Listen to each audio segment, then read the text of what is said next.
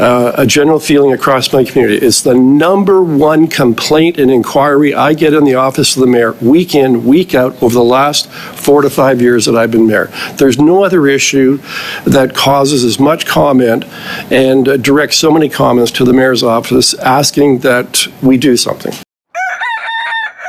This Guy's Garage. Like and subscribe. Mayor Davis, I'm going to begin asking you a question. I also bring greetings from your Member of Parliament, Larry Brock, who's a regular member of this committee. So you heard today, we've heard from some individuals who seem to take the approach, nothing to see here, there's no problem. And incredibly, I heard a witness say, there is no catch and release. I don't know what you call it when someone is caught and then released, other than catch and release. And screaming from the headlines, in your own community, I see a release from the Bradford Police Service just today. Thursday, March 23rd, 2023, they say, home invasion robbery. Investigation revealed 4 male suspects armed with firearms entered a residence, assaulted, robbed, forcibly held 2 victims before fleeing the scene in a vehicle driven by another suspect.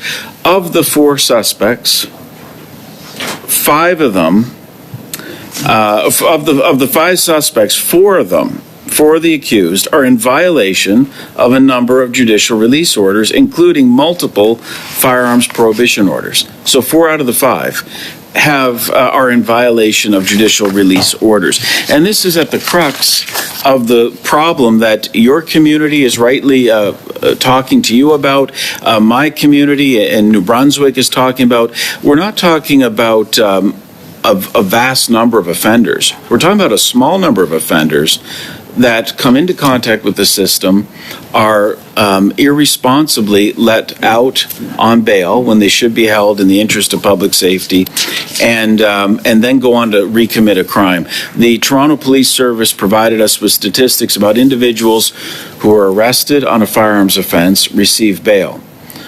arrested again while on bail for a subsequent firearms offense, and receive bail again.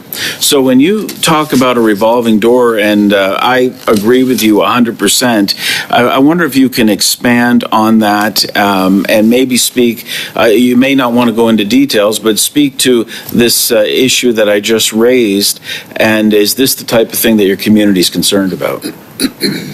Yeah, our community is very concerned about it. You heard previously from Chief Rob Davis and also Chief Darren Montour from Six Nations. They're both very concerned about it in terms of public safety. And I think their concern is justified. Has the system drawn a proper balance between protecting the public and protecting the rights of individuals who've not yet been convicted? And there's a growing perception in the community, certainly in mine and the surrounding area, that balance is out of kilter, and that the interests of those who clearly are of a criminal bent from their records, that their interests are receiving greater consideration than the interests of those who want to see themselves protected by the system. And, you know, when people lose confidence in the system, you see the broken windows of police, the broken windows of policing. If people see that there aren't consequences, then they begin to question whether they should follow the rules, because that's what rule of law is all about. And if we depend on a rule of law system that says to somebody that let me get this straight.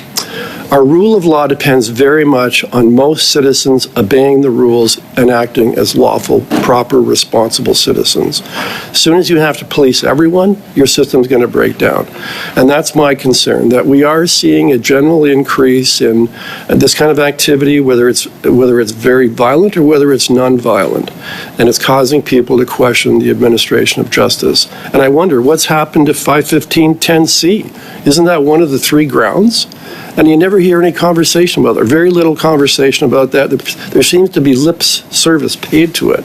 And I think certainly it would be worth, I suggest, the committee to look at that section. Is there a need to expand the subsections to enhance that so that it has greater importance and is a consideration? Also, we've experienced in our community many problems with the surety system. And Chief Davis in the same article talks about the prospect of professional sureties. And the issue with sureties, and that's, I think over time the system has replaced incarceration with sureties that are supposed to monitor and control the behavior of the accused. And you have many sureties that don't take their responsibilities very seriously because there's really no consequences in the system for those that do not do what they're supposed to do as a surety. And I certainly encourage the committee to consider tightening up the rules when it comes to sureties to make that system more effective and more responsible. You're not alone in this, in that we see that 13 premiers, all the premiers from across the country have, and they involve every party. This is not a partisan issue. At the provincial level, they've all called on the federal government to play its part in addressing what I consider to be a broken bail system, one that would allow repeat violent offenders, particularly when it involves gun crime, to be back onto the streets of your community and others across the country. So your police they've done research. They've looked at some of the individuals. I think you said it in a way that hasn't been said before. We rely on most people doing the right thing. We can't have, and that's, no one is suggesting at this committee that I've heard that most people are doing the wrong thing. What we're saying is there's a small number that have to be addressed, but that small number can have devastating consequences. For example, with Constable Pershella that was recently killed over the holidays. So do you want to speak a bit more to some of the suggestions or data that was provided around the prolific offenders that you find in your community and what we can do to address that at the federal level? Unfortunately, Mr. Moore, we're like over a minute, but I'll give you 10 seconds and hopefully in the next round you'll be able to answer them.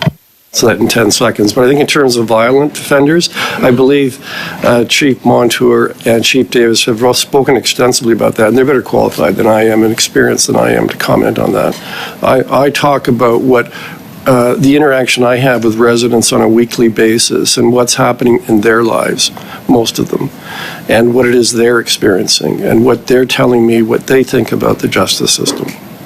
And so Mayor Davis has raised this question of the nonviolent offenses and the repeat nonviolent offenses. So what you're actually saying to us is that the system we have now actually contributes to that repetition rather than helping to solve it? It does. And perception is something, too, when we don't have grown-up conversations that actually deal with the facts and deal with the underlying issues, and we reach for quick solutions through the criminal code, the public does see things bleak and dangerous, when in fact we know from the statistics, especially when it comes to those minor crimes, that we have never been safer. So thank you for being here, sir, and for your earlier testimony. Now, coming out of the Brantford City Council, there were a couple of motions made recently. Perhaps you could expand on those. One was urging the federal government to strengthen bail system, and the other was to do with provincial initiatives. Perhaps you could expand on those.